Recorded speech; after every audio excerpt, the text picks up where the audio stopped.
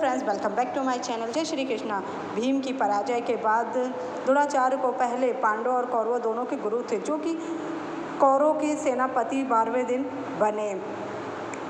उनकी प्रतिज्ञा याद दिलाई। लज्जा महसूस करते हुए गुरु द्रोणाचार्य ने चक्रव्यूह शुरू करने का निर्णय लिया। चूँकि अर्जुन चक्रव्यूह रक्षा में कुशल थे, इसलिए उन्होंने दुर्योधन से अर्जुन का ध्यान भटकाने का अनुरोध किया। 13वें दिन अर्जुन को किसी और के साथ युद्ध करने के लिए गुरु द्रोणाचार्य के नेतृत्व में कौरवों की सेना ने व्यूह की संरचना में स्वयं को व्यस्त किया। द्रोण, कर्ण, शल्य, कृपा, अश्वत्थामा, दुर्योधन, जयद्रथ, दुशासन और भ्रूरी श्रवा जैसे महारथियों ने चक्रव्यूह बनाए, जिसकी रक्षा लाखों सैनिक कर रहे थे। पांडव सेना युद्ध के लिए आगे बढ़ी, लेकिन द्रोण के घातक बाणों से सभी को पीछे हटना में चक्रव्यूह प्रवेश करने में सक्षम कुछ ही लोग थे। एक में होने के कारण अभिमन्यु को युधिष्ठिर ने यह कार्य सौंपा। अभिमन्यु ने युधिष्ठिर को याद दिलाया कि वह चक्रव्यूह से बाहर निकलने का रास्ता नहीं जानता, लेकिन युधिष्ठिर ने उसे समझाया कि उसके योद्धा किसी भी खतरे में उसके साथ खड़े रहेंगे। अभिमन्यु ने अपने सारथी सुमित्रा को द्रोण की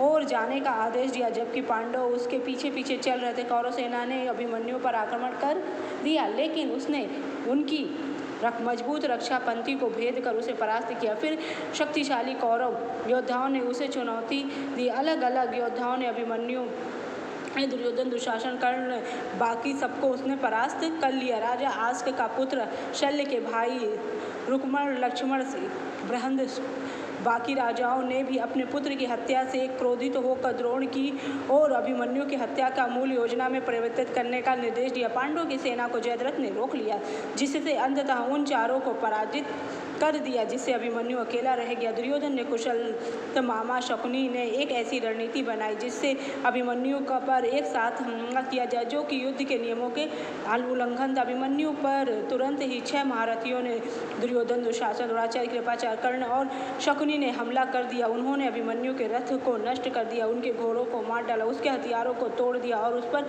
अनेक बार इस समय पर थका हुआ अभिमन्यु हताश होकर उसने अपने रथ का पहिया अपने हाथों में उठा लिया। गंधार सैनिकों को मारकर गिराया। दुशासन के पुत्र द्वारा सिर पर किए प्रहार किया और उसने फिर दुर्योधन के पुत्र लक्ष्मण की मृत्यु कर दी, जिससे वह आहत होकर ना चाहते हुए भी सब महारथियों ने मिलकर उन्हें मृत्यु के घाट बता दिया। युद्ध में जब अश्वत्थामा मर रहे थे, तब कर्ण ने उनके मरते हुए कहा कि तुमने आज हम सब महारथियों को एक धराशाही कर दिया और अपने इतिहास के पन्नों में अपना नाम अमर कर मरते हुए अभिमन्यु को पानी नहीं पिलाया और उसे प्यासा ही रणभूमि में मरने के लिए छोड़ दिया, जो कि यह बहुत गलत था, क्योंकि वह शत्रु पक्ष का योद्धा था।